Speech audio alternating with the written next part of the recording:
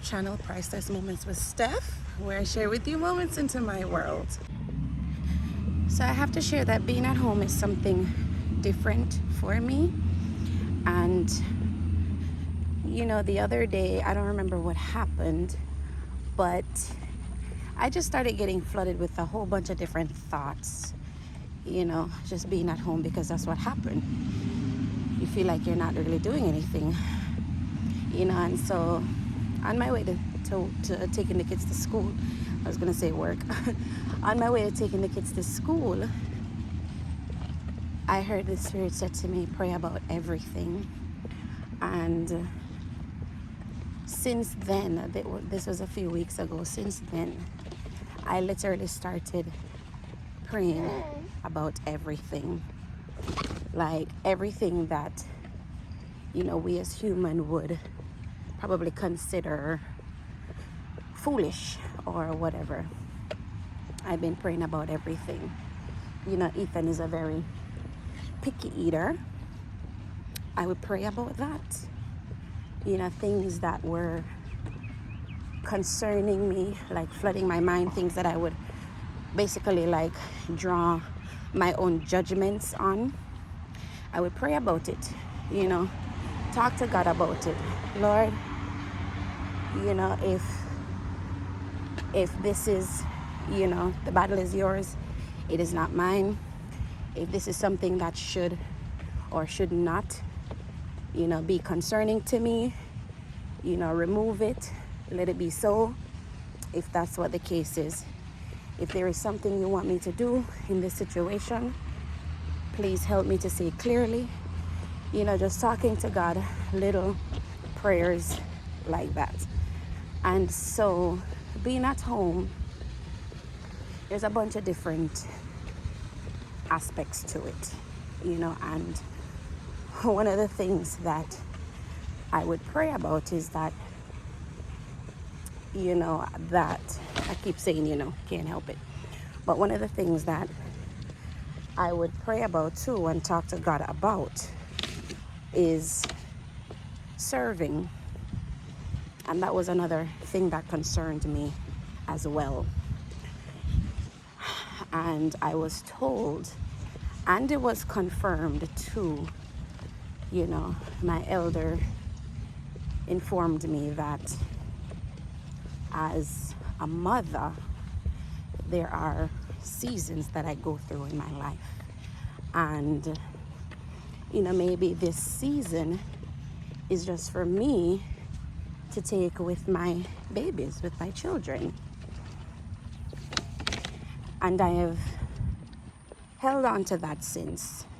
And I have been pondering on that since, yeah, because he also shared with me that a lot of the things that he knows now, he wished he knew at a younger age. And so he proceeded to inform me that, you know, this is a very tender age for these children, and this is the age and the time where they need me the most. And also with that, I was talking to another friend of mine, and she actually said something very profound to me. She said, if we don't have a mic, the enemy doesn't want us to think of it as ministry. We have to have a mic and telling the whole world what we are doing for God in order to consider it ministry. And I took that as a confirmation, a profound confirmation. I took that as a profound confirmation. And again, I talked to the Lord and I said, God, whatever it is that you will have me to do during this time of being at home, I want you to show me, I want you to tell me, and I want you to teach me. And in the same, maybe within like a few days or a few weeks, I took my husband for some blood work prior, and some of his numbers were off. And so I said, we're going to have to start doing things a little bit differently. So with that, and also, talking to the elder of my church and having it being confirmed through my friend, I literally, and speaking to God about it, I literally find myself like I was able to get up at like 5:30 in the morning. Because who I get up 5:30 in the morning if you don't have a 9 to 5 to go to? I found myself getting up 5:30 in the morning and packing my husband's lunch. Normally I don't do that because my husband is not an early morning eater. He's not an early morning eater. I'm working up a sweat, y'all. Can you see? Oh my gosh. I left my tripod, so I'm holding my phone. But he's not an early morning eater. He's not a breakfast eater. And so I started packing his lunch because I said, you can't be doing the same things and trying to expect different results. No goes, right? And so I started packing his lunch and started small, making his smoothie. And until maybe like a week, 2 weeks, he said, Mom, it really helps. He said it really helps him because with his type of work that he does, he doesn't have breakfast. He goes to work all day on an empty stomach. He may or may not have lunch, and he would come home and then he would have this big plate of food, before he goes to bed and all of that, which we all do. But again, you can't be doing the same things and trying to expect different results. Right, Naheem? Right. Yes. Yeah, so I started packing him his lunch, and I give him 2 cups of smoothie. Those little 8-ounce glass cups with the straw that they sell on Amazon. I got a few of those. And I started packing him 2 cups of that and just started cutting back, just tweaking a few things. We started buying the almond milk, which occasionally we would buy the almond milk.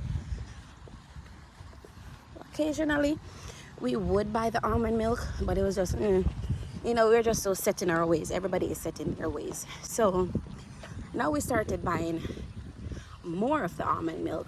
We got a wholesale card where we can actually go get the milk in bulk and in cases. And so we started doing that. Where we can actually have more silk almond milk instead of the regular, processed jug milk. So we started doing that. And with that, I love coffee. I don't have to have my coffee, or maybe I do have to have it, the caffeine based on how I'm feeling right now, because for the last 4 days I have not had any sugar and I'm just starting to have like a headache. So what I would do is what we started doing now in the mornings. We use the milk to make our coffee, the silk milk, and that is it. I don't have to add the sugar to my caffeine or anything. Caffeine is bad enough, I know. So we don't have to have the sugar in our caffeine. So we just do the milk and the coffee. Whew, getting a little winded out here, y'all. And so, yeah, that's been working like tremendously. It has been working. And, you know, I say all this to say that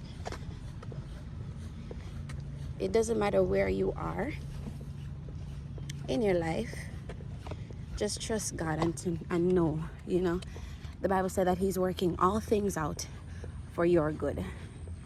You know, He has a plan for you, and it is plans to bring you hope and a future. You know, it's not plans to harm you. So what I am learning, what I am doing right now is just taking notes in this season of my life. And, you know, another thing is with my daughter, you know, every kid have their own little special needs and their own little special wants and stuff. And so what I am doing now is just trying to form, build, and keep a bond with my children during these times, you know, and to just keep them covered and just continue praying for them and asking God to, you know, direct their steps and teach them the ways of the Lord. So this is a season of my life that I am in right now. And, you know, I am trying to really focus on it. Ethan, after praying, you know, just sharing a few answered prayers here with you, as my devotion this morning was just saying, make sure that, you know, when you pray about things and God answers your prayer, take a moment to thank God for the answered prayers.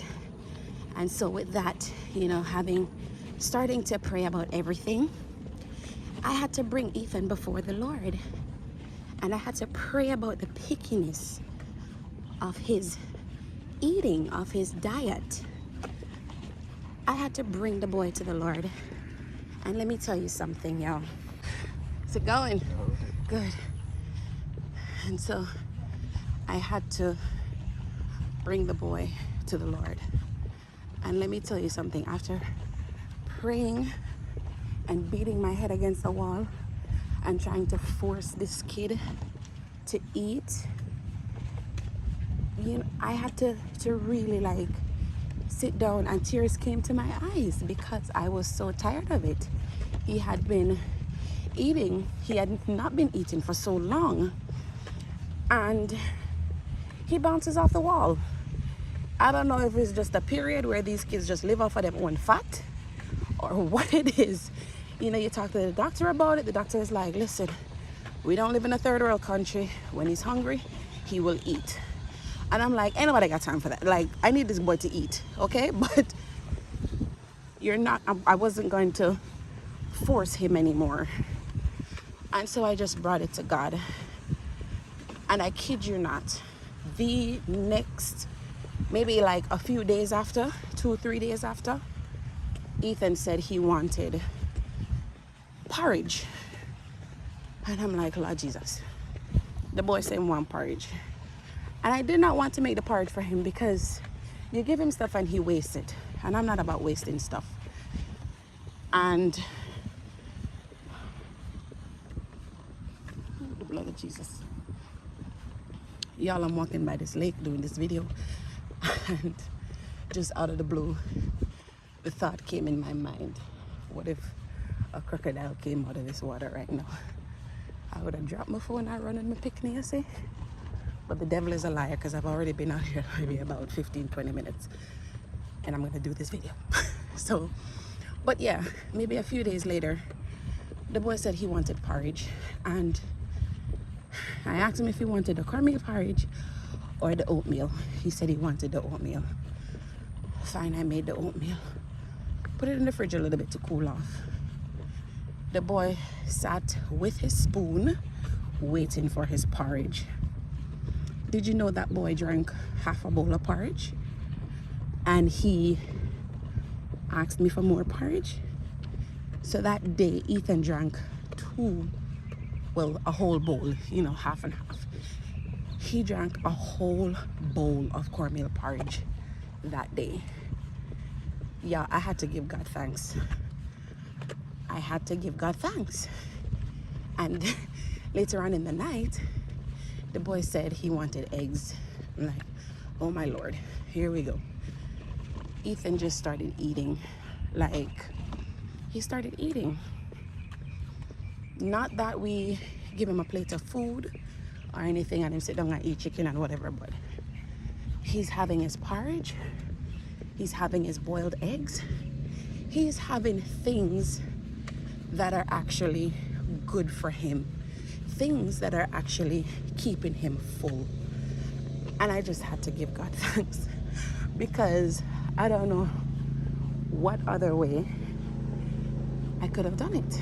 I don't know what other way other than God. So that was one testimony, y'all. A few testimonies wrapped up in one. But I'm just out here, you know, and recently, like within this week, because I was traveled to the islands last week and came back. And since I came back, I said, you know, being down there, changing my clothes, taking pictures, and all of that, looking back at myself, I said, Lord, I don't like how I look. I get it. I am fearfully and wonderfully made. But I still don't like how I look. I'm still not comfortable. And what are you gonna do? Change something. Because you can't be wanting something different results doing the same things, right? So I started praying again and I started asking the Lord, give me an appetite for the things that are healthy for me. And show me where I can fit in a little bit of workout, because this is not easy. You know, dropping the kids at school, come back, this little one, he's awake. He needs me to be in his face like this. So, workout where? Workout where? And I am not about to go to no gym in the nighttime. Tried that. My adrenaline is up and I can't sleep. I may just wake up even more tired. So I said, Lord, make it possible. Give me an appetite for the things that are healthy for me. It's been 5 days. 5 days I have not consumed any sugar. You know, I went from like having 2-3 cups of coffee a day down to 1, 6 in the morning, with my silk milk, no sugar. That is it.